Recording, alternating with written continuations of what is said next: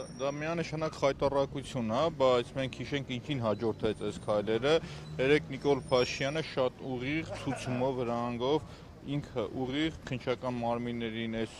ԱԱՑ-ին մյուսին ասաց կգնաք, գործը կկարեք, կհարուցեք, բերեք մարդկանց կալանքի կտանեք։ Երեկվա իր խոսույթն ամբողջությամբ դա է։ Սա իրավական պետության, ոնց ասեմ, թաղել է ուղղակի իրավական պետության։ Այս մարդիկ, որ հավաքվել են, խայտառակություն է, դուք հասկանում եք, ինչքան ինչ բարոյական արժանապատվի տեր պիտի լինես,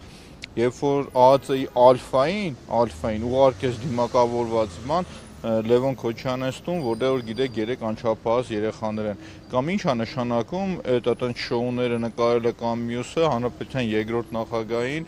70-անց մարդուն ասես ու չես կարողանում ասել։ Կարևորն ինչ է նաև, բոլորը շատ լավ գիտակցում են, որ կա նախագահի իմունիտետ, այսինքն այն գործը, ինչը որ իրանք ասում են,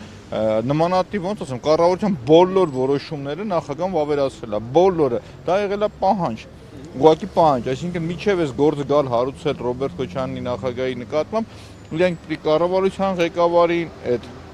իրավական ակտը կազմողին, բոլոր նախարարին, բոլորին դատապարտային։ Խայտառակություն է սա, հասկանում եք, ու սա տեղի է ունենում եվրոպական երկրների ուղիղ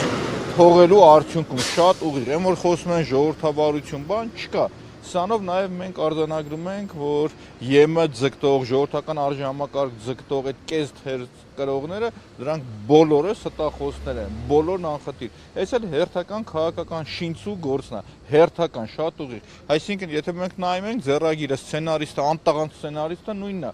Եթե նայում ես նույն Ծառուկյան Գագոյի բաններ, սցենարներ, էլի գնալ տնից բերել, ինչ որ նկարել, ինչ որ sense շոուներ կամ մյուսը խայտառակություն է։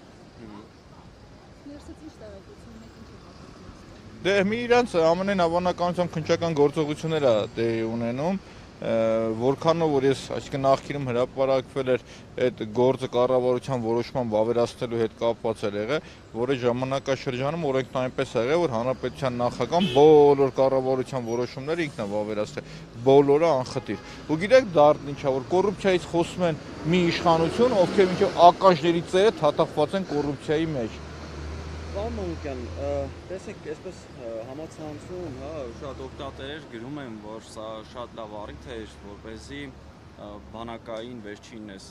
10 օրում տեղ ունեցած ողբերգությունները ասենց սիրուն ծածկելու, մեղավորներին պաշտպանության նախարար կլինի, չգիտեմ, ով կլինի, իրենց այսպես որ ուղղությամբ էին թեքված սլաքները վերջին 10 օրվա ընթացքում, որովհետև այս բարձի թողի վիճակ էր, սա շատ լավ առիթ էր, այսպես ասած, այդ ամեն ինչից ժողովրդին շեղել եւ նոր ինչ-որ բան բերել, այսինքն ոչ թե իշխանականների, այլ ընդդիմության վրա։ Դուք ինչ կասեք։ Ես մի փոքր այդ կարծիքը չկիսեմ, որովհետեւ սա հետևեց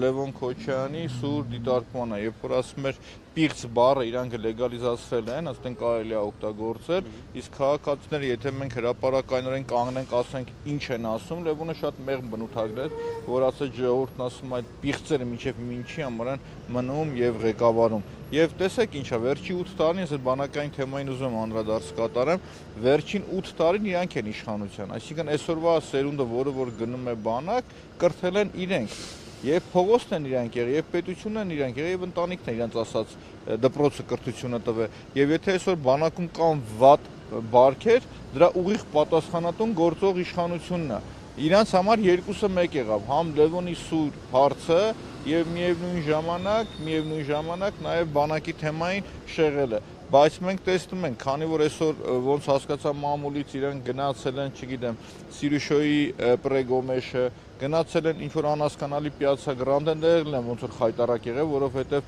դիվանագիտական կառույցներ էլ կան տեղակայված, գնաց հետո մի հատ խայտարակվել էին, նորից դուրս են եկել, դա աբսուրդ։ Այսինքն ինչ է ստացվում, եթե ճիշտ եմ հասկանում, միգուցե սխալ եմ հասկացել այդ ընթացքը, այդ ընկերությունը կառուցել է, վաճառել է, իրանք ասում են այդ ընկերությանն ապօրինի է, դու ապօրինի ձեռք ես բերել իրանից։ Եթե ինչ որ մեկը մի բան վաճառում է, պետությունը թույլ է տալիս, դու գնում ես դրա ապօրինին ո՞րն է։ Այսինքն այստեղը տրամաբանություն չկա, էլի, բայց իրանց համար լավ առիթ էր, որպեսզի բանակում տիրող խայտառակ այս բարեհոգեբանական վիճակը ինչ որ մի ձև փորձեին իրենք շեղել։ Շնորհակալություն։